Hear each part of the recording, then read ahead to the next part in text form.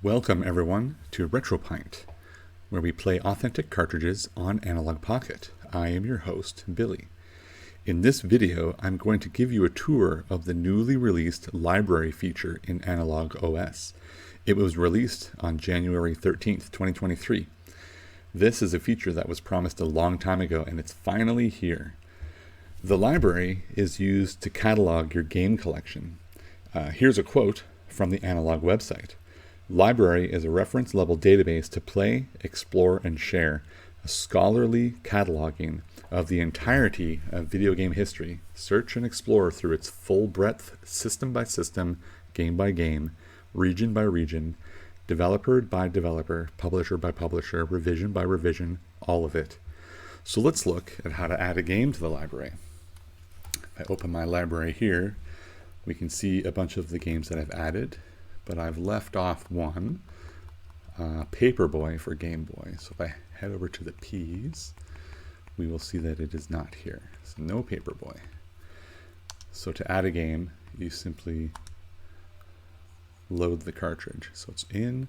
So once I press play here, we're going to add it to that library. So let's go back and take a look. There's library. So now if we go back to P again, here we go, P, Paperboy. So here it is.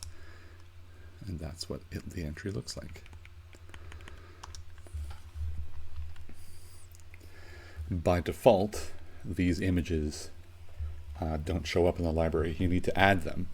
Some time ago, there was a popular list of title screens going around. I had installed that. Just recently, along with the release of this new Pocket firmware, there was another popular set of library images going around. This one also included the box art, like you see here. I noticed, though, that there were far more images in the original library images collection. So what I did was keep the old images and overwrote them with the box art from the new collection.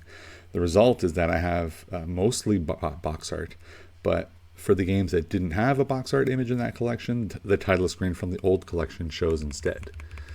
I think we can find some up here, like Lemmings. Here we go, Land of Illusion. You can see not box arts. The good news is that all of the games I've added had one or the other, so there's nothing missing. I will provide a link to both sets of library images in the video description. To install these images, you need to copy a bunch of files onto your SD card. The files go into the System Library Images console folder, either GB, GBA, or GG. The bin files go directly into those folders, which seems to have thrown some people off, since the zip files you download in the new collection has different directories for the type of images that you want, either the title screens, the snapshots, or the box art. So you have to decide which set of images you want and copy only those bin files into the appropriate system folder. The instructions are on the website that I'll have linked. So let's take a bit of a closer look at the library here. So at the top, there's image, list, and grid. You can navigate through those by pressing the select button. So here's the list, here's the grid. Right? On the image and list, the navigation is a little different. Up and down moves to the next or the previous game. Left and right will page up and page down accordingly.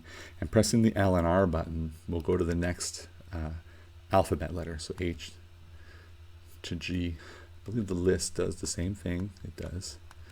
And in the grid, the D-pad just moves around up, down, left, and right, but the L and R still does the alphabet letter cycling. There are some options for the library. Let's go take a look at those. Settings, library. You can have the default behavior of adding it to library on or off, and detailed library adds more information to the library screen.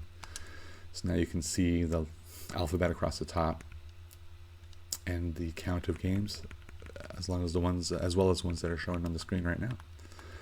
So you can see I'm going through the letters with L and R.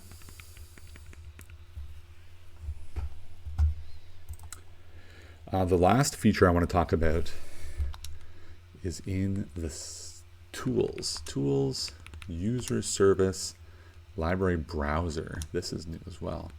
This seems to be some kind of list of all of the games, even the ones that I don't have. It's like every game. But if I go to the image list here and I find one that I do have, you'll see that there's some interesting behavior where the box art of a game I already have shows up right away. But if I choose this one, Extra Bases, a game I don't have, it actually shows up here. So that's an interesting behavior. I wonder what they're going to use this for. Well, I think that is everything to look at for the features of the library. So thank you very much for watching, and I'll see you next time.